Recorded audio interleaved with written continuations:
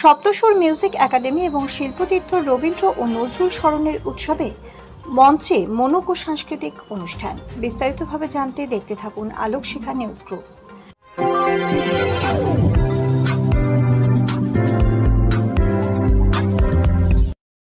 Alokshikha news গ্রুপে আপনাদের সকলকে স্বাগত।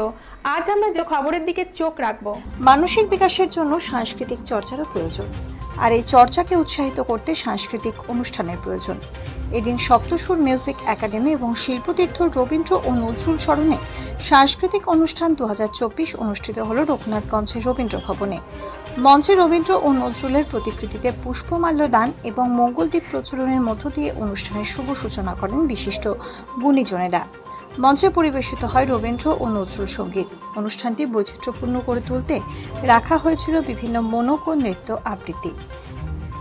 অনুষ্ঠানে অংশ নিয়েছিল ওই প্রতিষ্ঠানের শিক্ষক, শিক্ষিকা ও সকল ছাত্রছাত্রী এবং শিল্পতীর্থের সদস্যবৃন্দ। তবে সমগ্র অনুষ্ঠানে মূল আকর্ষণের কেন্দ্রবিন্দু হয়ে ওঠে সপ্তসুর মিউজিক একাডেমি এবং শিল্পতীর্থ সঙ্গীতানুষ্ঠান। সমগ্র অনুষ্ঠানটি যার মস্তিষ্ক প্রসূত তিনি হলেন সপ্তসুর মিউজিক একাডেমি এবং শিল্পতীর্থের সঙ্গীত শিক্ষক অনিমেষ দাস এবং পরিচালন সঙ্গীত শিল্পী জাগৃতি ঘোষ। সমগ্র অনুষ্ঠানটি সঞ্চালনা করেন সাগর দাস, শুভেন্দু মণ্ডল, আনন্দ দাস, যা অনুষ্ঠানটির আলাদা মাত্রা এনে দেয়। মঞ্চে একে একে সম্মানিত করা হয় জঙ্গিপুর পৌরসভার কাউন্সিলর পরশুত্তম হালদার, নাট্যকার নারায়ণ মণ্ডল, শিক্ষক অনির্বাণ জোয়ারদার, শিক্ষক তন্ময় চক্রবর্তী সহ বিশিষ্ট ব্যক্তিদের এবং বিভিন্ন সংবাদ সংস্থার সাংবাদিকদের। বিশিষ্ট ব্যক্তিদের পাশাপাশি এদিন মঞ্চে আলোকশিখা নিউজ গ্রুপের চিফ এডিটর সুজয় ঘোষকেও বলিষ্ঠ ও নিরপেক্ষ সংবাদ পরিবেশনের জন্য সম্বর্ধনা প্রদান করা হয়। এই সম্বর্ধনা আগামী দিনে চলার পথে অনুপ্রেরণা যোগাবে। Bureau report, Alokshikha news group. আজকে যেটা মূলত প্রোগ্রাম হচ্ছে সেটা হচ্ছে রবীন্দ্র নজরুল স্মরণ। আর আমাদের যেটা মিউজিক স্কুল সপ্তসুর মিউজিক একাডেমি, তো সেখানে বিগত 8 বছর ধরে আমরা অনুষ্ঠান করে আসছি। আমরা বিভিন্ন সময় রবীন্দ্র জয়ন্তী বা নজরুল জয়ন্তী এগুলো পালন করেছি এবং প্রত্যেক বছর আমাদের বার্ষিক অনুষ্ঠান হয়েই থাকে। কিন্তু এই রবীন্দ্র এবং নজরুল স্মরণে সেটা আমরা প্রথমবার করছি, বা আমাদের এই এলাকাতেও আমরা প্রথমবার এই রবীন্দ্র নজরুল স্মরণে বলে একটা নাম দিয়ে একটা অনুষ্ঠান এই দুই মহামনুষকে নিয়ে আমরা আয়োজন করেছি, ছোট বড় সকল ছাত্রছাত্রীদের নিয়ে।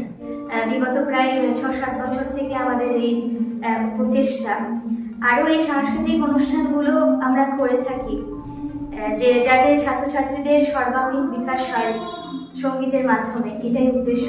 আর আজকে মূলত দুই দিকপাল কবিকে আমরা শ্রদ্ধার্ঘ জানাচ্ছি।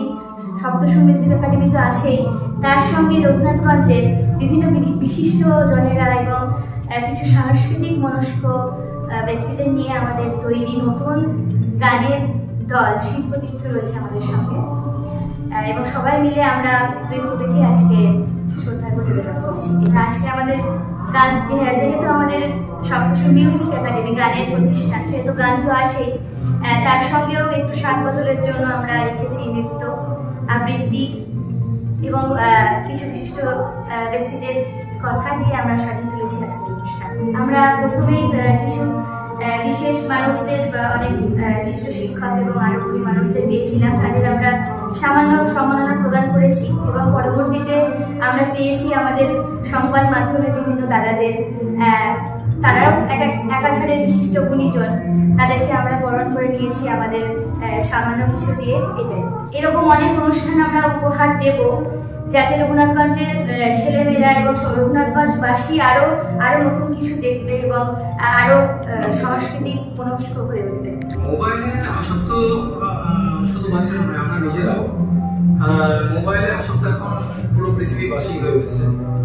কিন্তু মোবাইলে আসক্ত হওয়ার পরেও আমরা নিজেরা এবং আমরা ছেলে মেয়েদের মধ্যে এই সাংস্কৃতিক মনস্কটা এইভাবেই তুলে ধরছি যে এখানে মোবাইলের সঙ্গে তাল মিলিয়েও সঙ্গীতকে এগিয়ে নিয়ে যাওয়া যায়।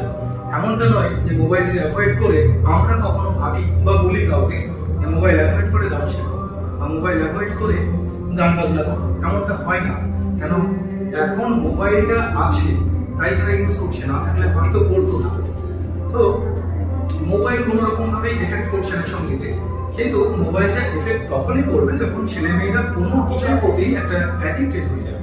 যেমন দেখা গেল কোনো গেম নিয়ে বা দেখা গেল কোনো একটা উল্টো পাল্টা কোনো ভিডিওস নিয়ে, এইসব বিষয়গুলো নিয়ে যখন তারা অ্যাডিক্টেড হয়ে যাবে, সেই অ্যাডিকশন থেকে তারা গান বাজনা থেকে বিচ্যুতি করতে পারে। এখন আমাদের শুধু একটা জিনিসেই অ্যালার্ট থাকতে হবে, তারা যেন সেই কোনোভাবে এইসব বিষয়গুলো অ্যাডিকশন তাদের মধ্যে না চলে আসে, বাকি আর কোনো সমস্যা হয় না মোবাইল থাকলে। সাহায্য করে, যেমন এখন আমরা ম্যানুয়াল তারপরে তো আমরা সবসময় ইউজ করতে পারি না, এবং বাচ্চাদের ক্ষেত্রে সেটা পসিবল হয় না।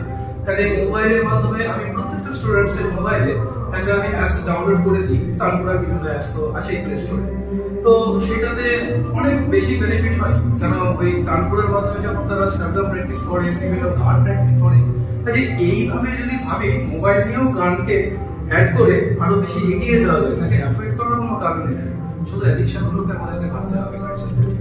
আমার নাম অনিমেষ দাস, আমি সপ্তস্বর মিউজিক একাডেমিতে গান শেখাই, সঙ্গীত শেখাই।